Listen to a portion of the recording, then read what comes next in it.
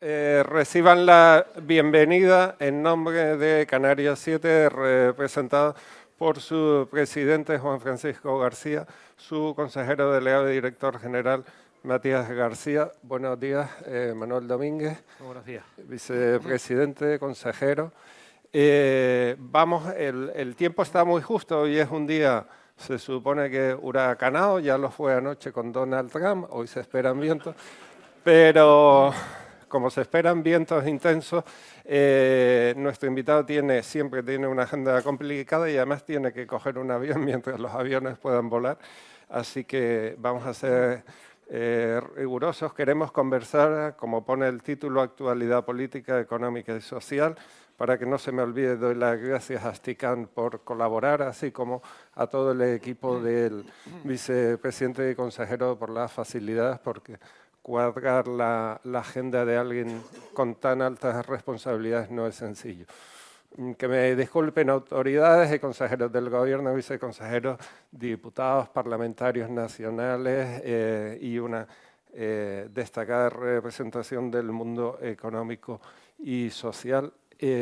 Vamos a empezar con un vídeo muy corto, 1 minuto, y como tenemos a un invitado futbolero, pues colocamos el balón en el centro del campo y empezamos.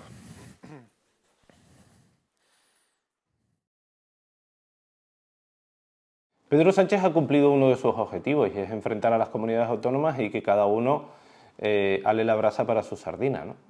Vemos cómo Cataluña, en este caso Junts, dice que sí, pero poquito para Cataluña. El PNV dice que sí, pero muy poquito para el País Vasco.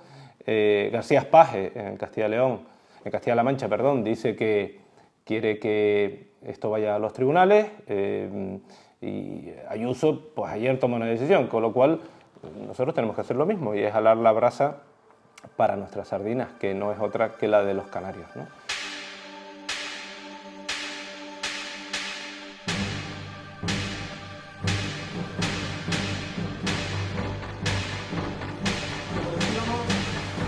Expulsado, allá Batano, ahí el balón adentro, Luis Basilio, gol. El gol del Cuchanta, Basilio, no atajó.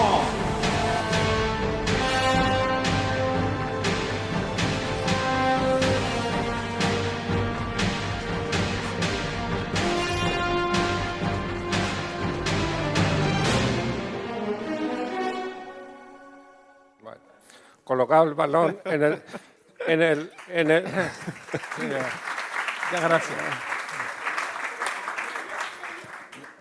colocado el balón en el centro del campo y a punto de cumplir 2 años de la toma de posesión. ¿Qué se siente más en este gobierno? ¿Un central, un líbero o ese falso delantero que de vez en cuando marca goles, como hemos visto ahí? Bueno, he sido central toda mi vida. En primer lugar, muchísimas gracias a todos y a todas las presentes en el día de hoy. De verdad que uno está acostumbrado a subirse en una tarima, a hablar desde un atril, pero cuando es así abierto y libre, lo primero que le viene a la mente es pedirles que tengan compasión conmigo, que soy amigo, que cuando formulen alguna pregunta la hagan pensando en que soy capaz de responderla, etc., ¿no? Y agradecer a Canarias 7 en la persona de don Juan Francisco y de Matías, y como no, agradecer a Paco también en este momento, pues este ratito, y que me hayan emocionado. Es decir, cuando uno ve esos vídeos, me refiero, segunda parte, la parte futbolística, ahí vestido de corto con aquellas canilleras que llegaban hasta aquí, ¿no? Se fijaron, ¿no? Ahora son chiquititas. Pues uno se emociona. La verdad que sí, quiero pues agradecerles muy sinceramente ese vídeo, que se los voy a pedir, por favor, para yo tenerlo en el recuerdo. Y agradecer a mis compañeros, principalmente consejero de Educación y a la consejera de Hacienda su presencia, y a todos los demás, desen por saludados. Dicho eso, siempre he sido central, siempre he estado defendiendo a mi equipo, siempre he estado creyendo en la cohesión y en la unidad de las personas para cumplir un objetivo, y me sigo sintiendo central. Un central que en determinadas ocasiones metía algún gol en el gobierno, o en la política, más que en el gobierno, de vez en cuando hay que meter algún gol, pero siempre con la visión de defender a mi gente, ¿no? En este caso es Canarias, a los canarios y a las Canarias, y es ahí donde principalmente me siento más útil. Comenzaba ese vídeo con uno de los asuntos quizás más delicados de Canarias y también, por qué no decirlo, para mí personalmente, ¿no? Hablar de la inmigración en Canarias con el batiburrillo de información y con las malas intenciones y un gobierno de una nación, imagínense ustedes, presionando para romper un pacto, no es sencillo, con lo cual me manda un rollo importante para decir que me sigo sintiendo central. ¿Qué ha sido más complicado? ¿Salvar la continuidad del pacto? ¿O qué está siendo más complicado? ¿Salvar la continuidad del pacto, ya que lo acaba de mencionar?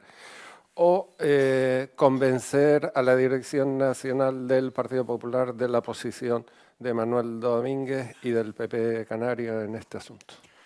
El pacto no ha tenido ni un solo desencuentro con este asunto. El otro día, Silvia, cuando me preguntaba por esto y fuera de los micros, me decía, dime la verdad. Y digo, te estoy diciendo la verdad. La inmigración no ha sido un motivo de enfrentamiento en el pacto de gobierno. Y yo quiero agradecer indiscutiblemente la comprensión que también ha tenido el presidente del gobierno, Fernando Clavijo, con este asunto. Y el grupo, el equipo, yo hablaba antes vinculaba el fútbol con el equipo y la relación humana, con ese número de hombres y mujeres que conformamos el Consejo de Gobierno, que hay, como se dice en el argot normal, cotidiano, buen rollo. Con lo cual no ha habido enfrentamiento ahí. Con respecto a mi partido a nivel nacional, con respecto al Partido Popular, la posición de mi presidente, de Alberto Núñez Feijóo, tampoco es sencilla. ¿Por qué? Porque lo que ha hecho el presidente del Gobierno de España es enfrentar a las comunidades autónomas y que cada uno, yo decía ahí, hale la brasa para su sardina, busque su interés particular. Y ya no va en una cuestión de partidos, es una cuestión de dividir a España para que de esta manera cada uno pues tenga sus intereses particulares y nos vamos a un rincón del territorio nacional, a Cataluña, ya no voy a explicar lo que sucede, y nos vamos a otro cualquiera, Castilla-La Mancha, y ya saben lo que ha dicho su presidente o lo que ha dicho el presidente de Valencia. En definitiva, cada uno ha intentado tener su propio interés. Pero para mí ha sido un punto de inflexión muy importante el encuentro de Asturias. En Asturias, donde nos reunimos todos los presidentes del Partido Popular a nivel nacional, llegamos a un acuerdo que para Canarias es quizás el acuerdo más importante en materia migratoria, bueno, dentro de la política migratoria, un aspecto concreto, que son los menores no acompañados. Y es que la tutela recaiga en el Estado. Si la tutela de los menores no acompañados recayese en el Estado, hoy no existiría debate alguno al respecto, porque el Estado, que no tiene territorio, como suyo me refiero, sí tiene propiedades en las distintas comunidades autónomas. Por lo tanto, haría lo que tiene que hacer ahora con los que tienen derecho a asilo, con los malienses, es llevarlos a cualquier rincón del territorio nacional, allí cuidarlos, atenderlos, darles de comer, convertirse en su padre y en su madre. Por lo tanto, creo que ese es el punto de inflexión, para mí particularmente, más importante después de largos debates con respecto a los menores no acompañados internamente. Tampoco quiero monopolizar el encuentro en torno a eso, pero por cuestiones de, como se decía, de rabiosa actualidad. El decreto de ley que se somete a debate para su convalidación el día 10, ¿es un mal menor? ¿Es un parche? Lo es. Es un parche que llevamos diciendo hace mucho tiempo, no solo yo, por si acaso crean que es una visión sesgada y partidista, lo ha hecho el propio presidente del Gobierno de Canarias, ha dicho esto es un parche que además tiene revisión en un año. Si la política migratoria se basa solo en ese decreto, iba a decir algo que no voy a decir, estamos fastidiados. Ustedes imagínense lo que iba a decir. ¿Por qué? Pues porque dentro de un año estaremos en el mismo debate de hoy. Dentro de un año estaremos otra vez pidiendo que se vuelva a decretar, que se vuelva a modificar, que se vuelva a legislar para que puedan salir de Canarias el gran número de menores no acompañados que volveremos a tener, porque esto es a diario.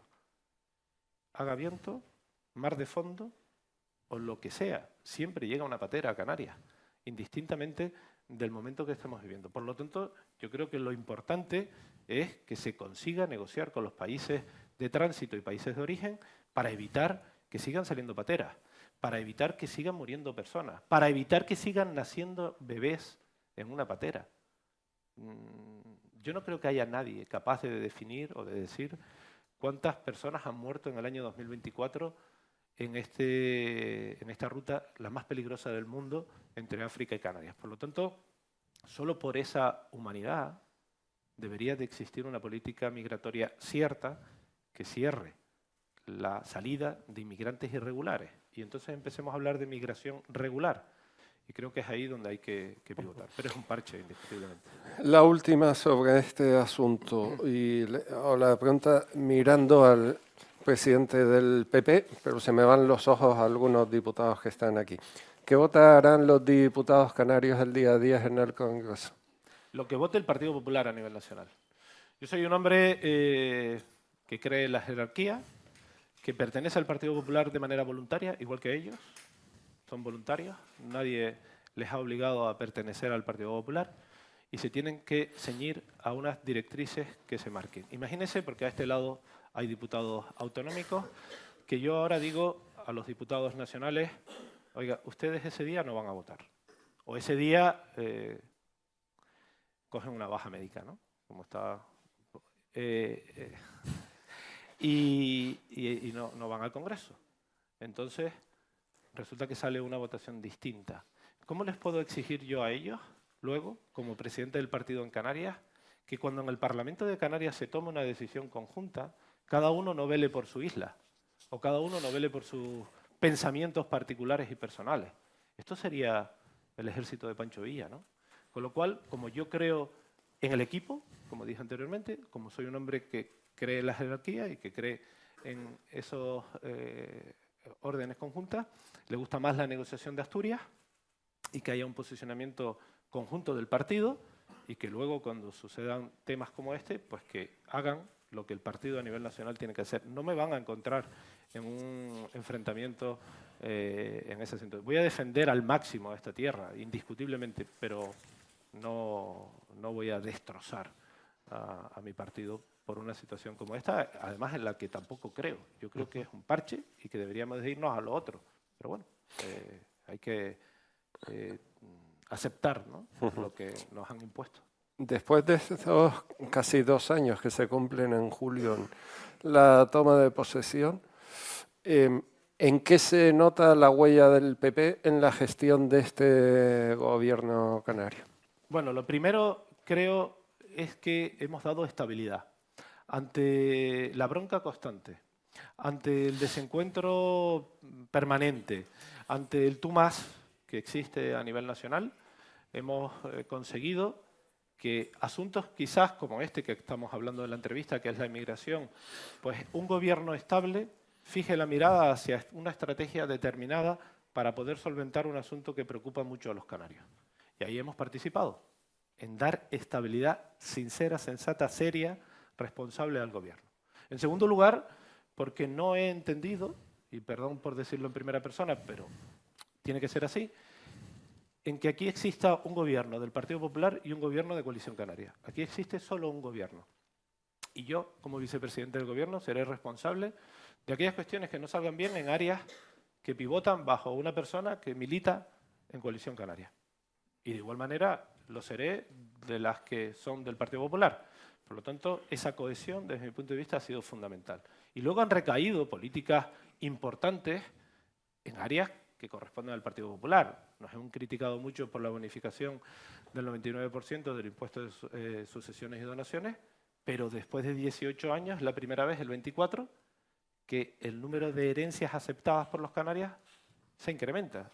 Quizás en materia de vivienda hemos provocado una mejora en esa situación. Con lo cual, yo no quiero diferenciar entre políticas específicas de áreas del Partido Popular, pero una de ellas puede ser esta, la bonificación del combustible, etcétera. Pero, insisto, Son políticas conjuntas de un gobierno en donde no existe distinción entre Coalición Canaria y el Partido Popular.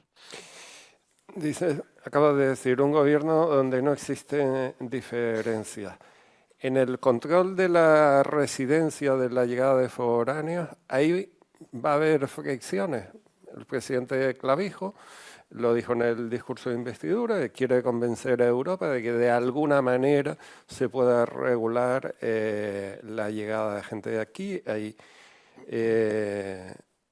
abundantes expertos que dicen que eso, encontrar encaje jurídico en la Unión Europea es muy complicado. ¿El PP dónde está en esa posición? Yo creo que no se debería de regular la compra de vivienda por no residentes. Y cuidado con la expresión no residentes, porque si mi hija estudia en Madrid y no está domiciliada aquí, es una no residente. Con lo cual, hay que tener cuidado con esa definición. Pero más allá de eso, el hecho de que se estudie, que es el acuerdo que existe en este momento, cualquier tipo de cuestión que a lo mejor luego, no es que te haga cambiar de opinión porque eso ya está patentado, ¿no? Ya el cambio de opinión está patentado, sí es verdad que te puede hacer ver cómo afectaría la situación en Canarias, ¿no? Pero a priori, ¿qué es lo que opinamos? Que no es una solución para Canarias el evitar que hayan compras de vivienda por extranjeros que no residentes en Canarias. Esa cuestión de la compra de vivienda por extranjeros fue parte del argumentario dentro de unos días, hará un año, de las manifestaciones bajo el lema que el de Canarias tiene un límite. El Partido Popular, la Consejería de Turismo, saca adelante, presenta un proyecto de ley para regular el alquiler vacacional, que era también uno de los focos de aquella movilización. Y de repente hay mucha gente que ha dicho, pero esta ley no parece del PP. También se ha encontrado ahí con incomprensión, ha tenido que deshacer interpretaciones erróneas. ¿Está satisfecho de cómo va caminando eso? Nos hemos equivocado en algo. Nos hemos equivocado en dar demasiado tiempo al debate. Y lamentablemente la sociedad pide debate y la sociedad pide diálogo y la sociedad quiere que hablemos cuanto más mejor para llegar a acuerdos quizás más acertados, pero ojo, cuando abres demasiado plazo pasan estas cosas, ¿no? ¿Lo volveríamos a hacer? Sí, porque creo que es lo más saludable. De hecho, la ley, o el proyecto, anteproyecto de ley, la idea inicial que nace con lo que se aprobará definitivamente, yo creo que esto último será más acorde a la realidad canaria que lo que en un primer momento se proyecta como idea, ¿no? Pero, wow, la que hemos recibido solo por la primera parte, ¿no? Entonces, es verdad que hay muchos políticos que trabajan con la cuenta de pérdida de ganancias en sus manos, o al empresario, ¿no? El empresario ve la cuenta de pérdida de ganancias a ver si los resultados son favorables económicamente. Y hay quien en política pues trabaja con esto si los resultados son favorables en votos, ¿no? Y entonces toma decisiones en función de su cuenta de pérdidas de ganancias. Nosotros eso no lo hemos hecho. Nosotros hemos analizado cuál es la realidad de esta tierra y hemos tomado algunas decisiones por el bien de Canarias.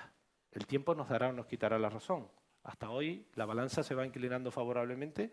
Por ejemplo, si ponemos la inmigración, lo que dije hace un año, ustedes lo proyectan hoy y verán cómo es un poco lo que veníamos diciendo hace un año. Bueno, ahora con este asunto particular de la vivienda vacacional, yo creo que va a salir una ley mucho más reforzada, con enmiendas de los grupos, con la participación de la sociedad, con la participación de quienes han tenido más, iba a decir participación otra vez, pero es muy redundante en la materia, ¿no? Y creo que va a salir una buena ley. ¿Pero en Canarias caben más turistas o hay que poner límites? Bueno, yo a veces tengo mi propio debate interno conmigo mismo sobre este asunto. Creo que Canarias ha llegado a un número importante de turistas decir que 18 millones es el límite o no, a veces me cuesta, porque si nosotros analizamos la isla de La Palma, por ejemplo, hoy se encuentra en una situación de necesidad de más negocio vinculado al turismo.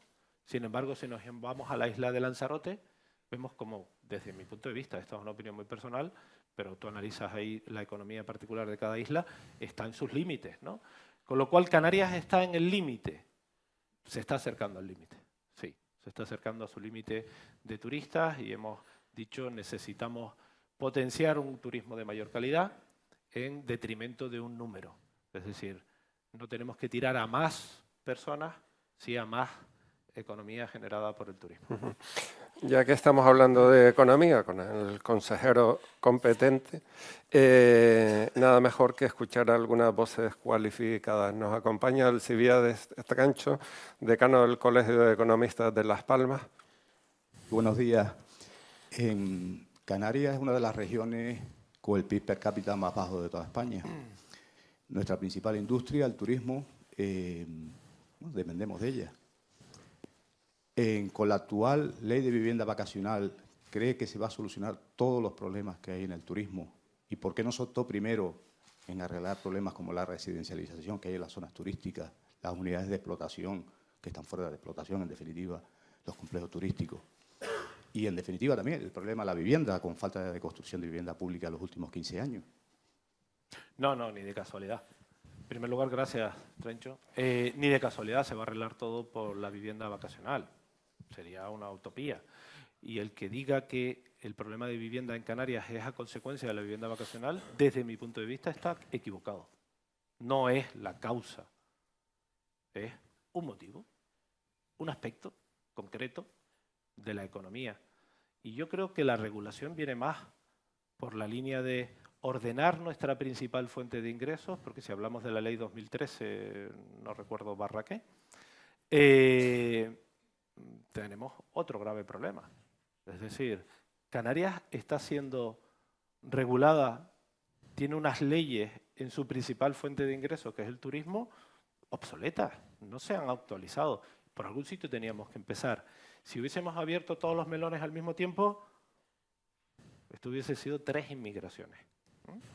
No hubiese sido un asunto con posibilidad de llevar a cabo. Pero sí es cierto que lo que nos hemos marcado es ordenar esa fuente de ingreso, esa industria del turismo en Canarias.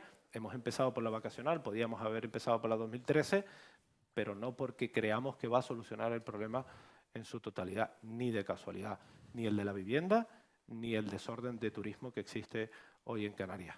No es así, pero había que empezar por algún lado y hemos empezado por ahí. Quizás nos hemos aventurado a la más compleja en un primer momento y a lo mejor teníamos que haber tomado experiencias con otras para luego ir a esta. Pero como he visto gobiernos anteriores muy valientes de palabra a la hora de decir que van a tomar decisiones sobre la industria y pasan los años, pues bueno, no quisimos perder la oportunidad de darle a esta tierra un orden, ¿no? Pero no porque creamos que va a solucionarlo todo, ni mucho menos. La economía canaria, evidentemente, depende del turismo, los servicios, pero es mucho más y está el eterno debate de la diversificación. Se están dando desde el gobierno pasos en ese sentido, hablar de, por ejemplo, economía azul y nos acompañan algún empresario del sector portuario, hay algunos implicados en PERTEs innovadores. ¿Eso es realista o es un brindis al sol? Veo también representantes del sector industrial que aspiran a tener mayor cuota en el PIB. La diversificación económica en Canarias es una obligación de este y de cualquier gobierno que venga, porque si seguimos basando, decía Trencho, tenemos un PIB, una renta per cápita muy por debajo del resto. Si nosotros seguimos basando la economía en el sector servicios, seguiremos teniendo una renta per cápita por debajo del resto, con lo cual la diversificación es necesaria. Y es necesaria, y creo que tenemos algún ejemplo en nuestra tierra, que vale de luz que alumbra ese camino que debemos de andar. El cine, particularmente el cine. Yo soy de los que opina que a alguien se le cayó una semilla en tierra fértil y de repente nació una cosa que se llama el cine y empezó a dar sus frutos. No hubo planificación. Cuando empiezan las grandes productoras a llegar a nuestra tierra, no estábamos preparados para ello. Sin embargo, luego, otras industrias dentro de la industria creativa, como es el videojuego, el gaming, vemos que hemos empezado a prepararnos. Hemos empezado a formar, hemos empezado a ver la llegada posible a nuestra tierra y que eso nos va a dar diversificación. Luego estamos empezando a hablar de la música dentro de la industria creativa y nos estamos empezando a preparar para ello. Y indiscutiblemente la industria en Canarias tiene que jugar un peso mayor del que juega en este momento. Una tierra fragmentada, soy consciente de ello, alejada, soy consciente de ello, pero miraba allí algún industrial que tenemos ahí por la sala y decía, estamos cumpliendo el objetivo de esa estrategia que se planteó 2023-2027, ¿verdad, Virgilio? En donde se habían marcado unos hitos determinados y se están cumpliendo. Por lo tanto, yo creo que en esa línea tenemos que seguir. Y Economía Azul. La Economía Azul es estratégica dentro de la Consejería de Economía. Es una acción transversal con otras consejerías, desde el sector primario a innovación, en donde queremos llevar a cabo una política de desarrollo de la economía azul. Siglo XXI, archipiélago, rodeado por mar, y estamos hablando de comenzar a desarrollar la economía azul. ¿Hemos llegado tarde? No lo sé, pero debió haberse hecho hace mucho tiempo. No es posible que se hable de la economía azul en una tierra rodeada por mar en el siglo XXI, en el año 2025. Pero bueno, para eso estamos. Ya dije antes lo de la cuenta de pérdidas y ganancias y en esa línea vamos a seguir trabajando. Seguimos con las voces cualificadas. Salud Gil, presidenta de los empresarios de la construcción y promotores inmobiliarios. Buenos días. Hola, buenos días. Hola, vicepresidente, consejero. Buenos días. La versión industrial, no la de la vicepresidencia. Vivimos un momento geopolítico complicado y preocupante que pone de manifiesto la necesidad de disminuir nuestra dependencia del exterior y del autoabastecimiento. Y el sector industrial, en particular también el vinculado al sector de la construcción, es estratégico en esta cuestión. ¿Qué planes tiene su consejería en relación a el refuerzo de la planificación minera, de la industria extractiva, en cuanto incluso a la desburocratización de las autorizaciones, de las nuevas instalaciones y de la consolidación de las existentes? ¿Qué planes tiene en relación a la aplicación de nuevas tecnologías, a la inversión en investigación e innovación y a la formación de los recursos humanos necesarios para que esa estrategia de diversificación, primero, contemple también al sector de la construcción, además del cine, y segundo, que pueda crecer al mismo tiempo que la propia industria? Bueno, muchas gracias, Saluki. La industria, la construcción en Canarias, indiscutiblemente no podría existir sin la actividad extractiva minera.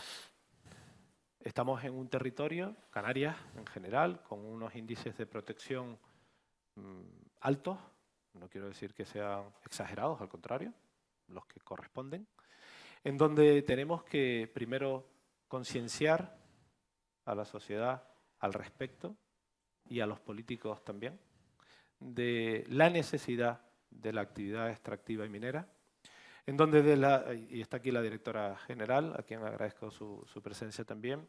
Es una mujer que, como viene de la arquitectura, pues conoce perfectamente esto y está muy concienciada de la necesidad de ello. Y estamos llevando a cabo distintas estrategias al respecto. Primero, he hablado de la concienciación. Segundo, hay que hablar de la regeneración y recuperación de los espacios mineros ya sin actividad, en donde debemos de volver a darle vistosidad al entorno para que no tenga ese impacto en la sociedad y se tenga una opinión negativa contra la extracción minera. Y en tercer lugar, tenemos que aminorar esa burocracia en donde queremos también trabajar para llevar a cabo esa actividad con mayor seguridad jurídica, en donde podamos conseguir que se siga potenciando el desarrollo de la industria de la construcción.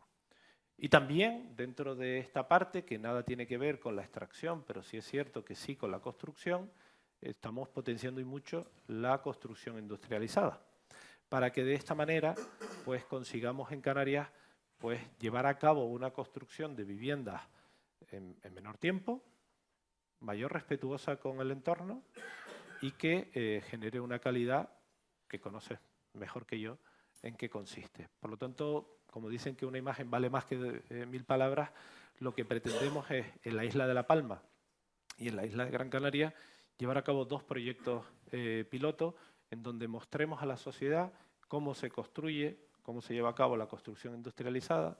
Colocaremos un cronómetro, y el otro día lo decía en un foro, cuando tengamos la licencia, y cuando tengamos la licencia comenzaremos con ese para mostrar esa reducción de emisión de CO2 y demás. Pero como la pregunta iba sobre la extracción minera, hay estrategia, sobre todo hay alguien que cree en ello, queremos hacerlo con orden, concienciando, recuperando los espacios y dando seguridad jurídica a la extracción que se tenga que llevar a cabo y se necesita llevar a cabo. Una de las cuestiones en las que se ha embarcado el gobierno de Canarias y que conecta sobre todo con el discurso de las organizaciones empresariales es la de cómo mejorar la productividad en Canarias. Ahí los sindicatos dicen, cuidado que se está generalizando la imagen de que los canarios trabajan poco y se cogen demasiadas bajas médicas. Antes mencionaba las bajas médicas de algún diputado, si no quería votar un día especialmente complicado. De entrada, una cuestión.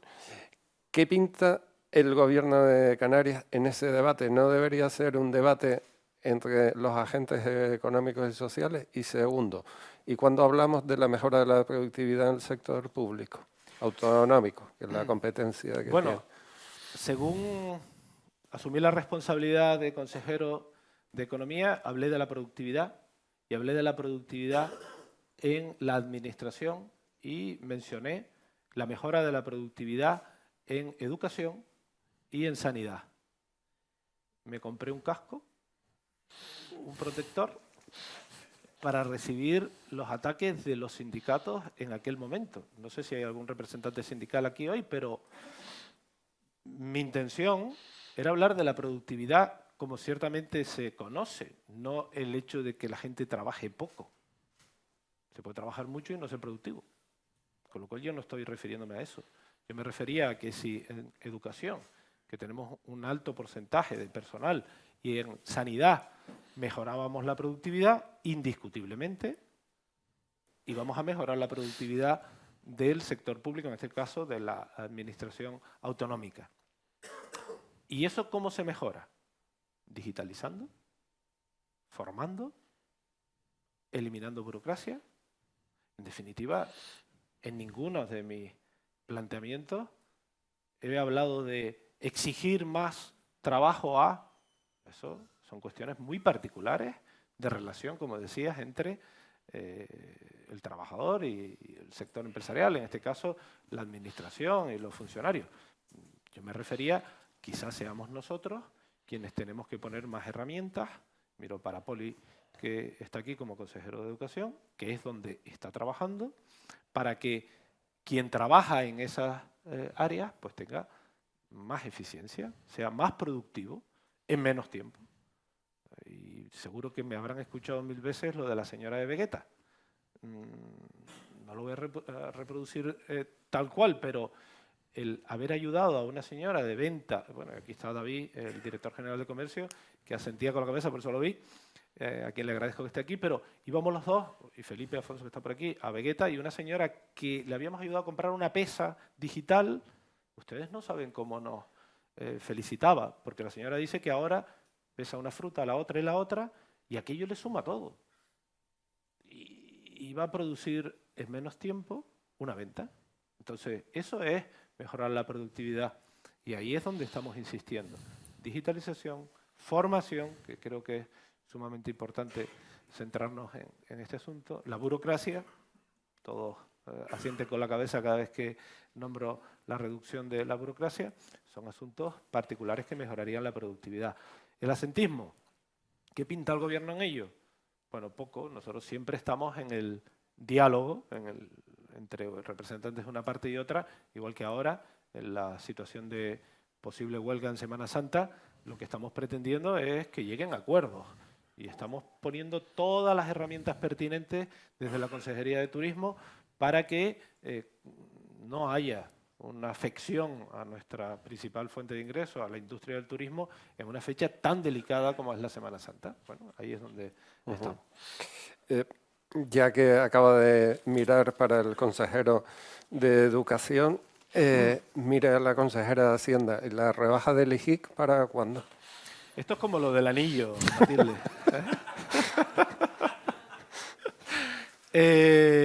Bueno, ella lo explicaría mejor que yo, sin lugar a dudas. Pero como soy de pueblo, lo voy a explicar así, de esta manera. Nosotros llevábamos como compromiso con esta población la reducción del IJIC general. Ya hemos llevado a cabo reducciones de IJIC en determinadas cuestiones específicas, productos veterinarios, productos para personas dependientes, etc. Pero el general, debido al techo del gasto, es inviable. Computa como gasto. Ella tiene que ir asintiéndome así cada vez que diga algo, a ver si me equivoco o no. Y como computa como gasto, no podemos hacerlo en este momento. Ahora está en debate el hecho de el gobierno ha dejado de gastar 1.000 no sé cuántos millones de euros. No es cierto. Es decir, nosotros no podemos llegar a romper estabilidad y no podemos llegar a superar el techo del gasto. Que todavía no sabemos si ciertamente llegaremos a superar el techo del gasto en este ejercicio 2024. Veremos cuando se haga la liquidación, etcétera, en qué momento nos encontramos. Pero la realidad es que hace un año, mejor dicho, 2 años, 2023, las reglas fiscales no existían. Hoy nos encontramos con unas reglas fiscales que castigan a una comunidad autónoma que ha sido respetuosa. Y digo, una comunidad autónoma que históricamente ha sido respetuosa con las reglas fiscales. No hablo de este gobierno, hablo de los gobiernos anteriores también. Hemos sido respetuosos con la deuda, hemos sido respetuosos con la estabilidad y hemos cumplido con las normas. Entonces, quienes han sido manirrotos tienen ahora libertad para incluso hablar de esa falsa condonación de deuda en cifras escalofriantes, y nosotros tenemos que seguir las mismas reglas que quien lo ha hecho mal. Ahí es donde creemos que es injusto. Con lo cual, si a nosotros nos diesen posibilidades de flexibilizar la regla del gasto, con lo cual el techo del gasto, podríamos estar en esa reducción del IJIC.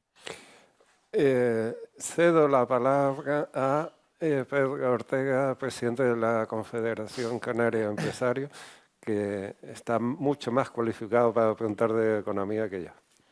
Y que yo.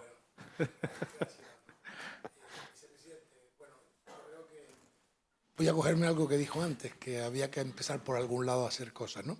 Nosotros tenemos una asignatura pendiente hasta ahora mismo, que es resolver el problema de la vivienda en Canarias. Tenemos un problema y tenemos varios frentes por donde que abordar, pero hay uno en el que es una especificidad de Canarias y que creemos que va acompañado de mejorar la utilización de nuestro REF. En diciembre pensábamos que el REF iba a ser reformado para que la RIC pudiera ser utilizado para la construcción de viviendas para alquilar. Bueno, no salió, sabemos que estamos en trámite y sabemos que esto es una voluntad política que tenemos que conseguir en Madrid y también que tendremos que convencer al Ministerio para que nos oponga. La pregunta es, ¿cree usted que seremos capaces de ponernos de acuerdo los partidos de Canarias para trasladar y convencer que hay que reformar la RIC para que vuelva a utilizarse? Pues eso va a resolver un problema, va a contribuir a la diversificación de la economía, porque va a hacer que la construcción también tire de la economía, y creo que además vamos a conseguir pues tener una sociedad pues mucho más estable, en la que además el turismo no se sienta atacado por la falta de vivienda. Muchas gracias, Pedro. Decreto de emergencia habitacional, ley del suelo en El Horno, decreto de reducción de la burocracia para la concesión de licencias en El Horno, construcción industrializada y la RIC. Yo les voy a confesar cómo nace esta propuesta. En un primer momento, Matilde, José Ramón, en mi despacho, hablamos de la reserva de inversión para destinarla a la construcción de inmuebles vinculados a los servicios o a los sectores de la sanidad, a la educación y a la parte sociosanitaria. Y ahí ellos dicen que eso puede ser más complicado, pero que si lo vinculamos a la vivienda, ya que hoy en día se puede en vivienda protegida, pero tiene ese hándicap de que tienes que ser el promotor y el arrendador, y ya que en el anterior, no recuerdo ahora la fecha, tenía más libertad, pues podríamos trabajar ese asunto. Yo me aventuré a hablar de ello en el Parlamento de Canarias y me compré el mismo casco que dije anteriormente porque recibí por todos lados de la oposición que esto era especulación, sobre todo cuando hablé de la vivienda libre. Porque yo dije, no solo tiene que ser para vivienda protegida, sino para vivienda libre, siempre destinada al alquiler, con un plazo de 5 años, incluso la figura del alquiler con opción a compra. Bueno, y ahí empezaron a criticarnos con este asunto, pero ya pusimos la pelota a jugar, ¿no? Ya saltó del centro del campo y empezó a jugar. Y como está patentado lo del cambio de opinión, pues hubo un cambio de opinión. Y resulta que de repente, en el Congreso de los Diputados, empiezan a sacar codos, a ver si lo presento yo, no, lo presentas tú, no, esta idea es mía, no, y eso es bueno. Eso fue bueno, porque además ahí hemos hablado con los diputados, pasito atrás, no pasa nada, esto no es cuestión de ponernos medallas, va a ser presentada en el Congreso. Se utilizó el veto por parte de Vox, con lo cual no se pudo aprobar, y se fue al Senado. Y en el Senado se aprueba con una propuesta del Partido Popular que luego llega otra vez al Congreso y en el Congreso no se aprueba porque hay un párrafo pequeñito que no gustó y se cambió. Bueno, otra vez dijimos, no vamos a pelearnos con este asunto, vamos a ser responsables. Hay una nueva propuesta del Gobierno y se aprueba en el Congreso, viene al Parlamento y, curiosamente, gracias a ese cambio de opinión, pues también se aprueba en el Parlamento y yo soy muy optimista con este asunto. Estamos en trámite ahora de presentación de enmiendas. Quiero agradecerte y quiero agradecerles. Y miro a Saluki, particularmente lo del decreto, y a quienes representan, lo personalizo, pero a quienes representan el trabajo y la colaboración que han tenido con el Gobierno para estos asuntos tan delicados, porque tanto antes yo nombré a la consejera y nombré a José Ramón, que es el comisionado del REF, pero quiero agradecerles de verdad la participación activa. No es porque les hubiésemos llamado, sino porque ustedes nos llamaron. Y soy consciente de cómo ha sido. Esto no es peloteo, esto es verdad. Y gracias a eso, quizás se han hecho las cosas más acertadas. Es lo que hablábamos de la ley del vacacional. Y aquí hay mucha gente que me ha llamado. Y aquí hay mucha gente que ha participado. Y aquí hay mucha gente a la que también le agradezco la presentación de propuestas y de enmiendas para que esa ley pueda mejorarse y pueda cambiarse. No les voy a perdonar la presión que han ejercido, pero lo otro sí se los agradezco. Pero creo que así es como se pueden conseguir las cosas, ¿no? Y soy sumamente optimista en que eso vaya a salir y además bien. No solo salir, sino que además salga bien. La última, porque ya me han hecho señas y está su equipo ahí con la maleta preparada, que el avión no espera. ¿Qué le trasladan desde la Dirección Nacional del Partido sobre el escenario político estatal? ¿Tiene futuro esta legislatura con un presidente que no lleva los presupuestos al Congreso porque tiene la seguridad, al menos a día de hoy, de que no se lo van a aprobar? Bueno, hablábamos antes de la situación de los presupuestos. Yo también soy de los que cree que no se van a aprobar porque pierde fuerza los partidos que hoy utilizan al gobierno para tener prebendas para su territorio, lo que dije antes de la sardina, ¿no? Es decir, hay partidos como Junts, ustedes lo ven, que diariamente consigue a cambio de prebendas para Cataluña. Con lo cual, si aprueban los presupuestos, pierde, y lo estábamos hablando antes también, pierde la posibilidad de negociación. Con lo cual, creo que eso no. Pero yo he sido anticíclico, es decir, mientras el partido a nivel nacional pensaba que iban a haber elecciones anticipadas, yo decía, yo creo que no. Y ahora que todos creen que no, yo tengo una pequeña sospecha. Una pequeña sospecha que viene marcada por lo siguiente. ¿Por qué han acelerado tanto los congresos en el Partido Socialista?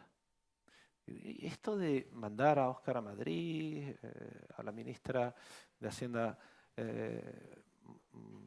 a Andalucía, lo de la deuda, marcan Andalucía y Cataluña, que son las dos comunidades autónomas en las que quizás ellos creen que con la caída de la izquierda pueden tener más rédito electoral. En Canarias hemos visto incluso los congresos insulares de una manera sumamente precipitada, que han coincidido, esto nunca antes yo lo había visto, creo que en Fuerteventura coincidido con la celebración de los congresos de otro partido, en este caso de Coalición Canaria, al mismo día. Digo, y estas prisas y estos movimientos entre Andalucía y Cataluña, ¿por qué de repente con lo de la falsa condonación de la deuda sacan a Andalucía como una de las comunidades autónomas que dicen más beneficiada de esta política? Entonces, ese tipo de cuestiones, sacan el Doberman, de repente sacan el Doberman otra vez a pasear, digo, ¿y esto ahora por qué? ¿O es para desviar atención ante asuntos preocupantes del ámbito nacional, o es porque alguien se está preparando para algo, ¿no? Esta es una opinión no compartida por nadie. Es una opinión mía que no la comparte nadie. Pero bueno, es el análisis que yo hago de lo que estoy viendo en estos momentos. Con lo cual, no sé, tengo una sospecha de que puede pasar algo en breve. Pues llegamos al final. Vicepresidente, consejero, presidente del Partido Popular, muchas gracias de nuevo al invitado, por supuesto, al equipo, a Asticam por colaborar con Canarias 7, a todos los que nos han seguido aquí y miro para las cámaras que están ahí, a los que nos han seguido en streaming. Empezábamos con unas imágenes de fútbol, siga saltando al campo con ánimo de central, siga, si es posible, metiendo algún gol. No se vuelva a sentar en el punto de penalti, eso. pero esa es otra historia. Muchas gracias. Muchas gracias, muchas gracias.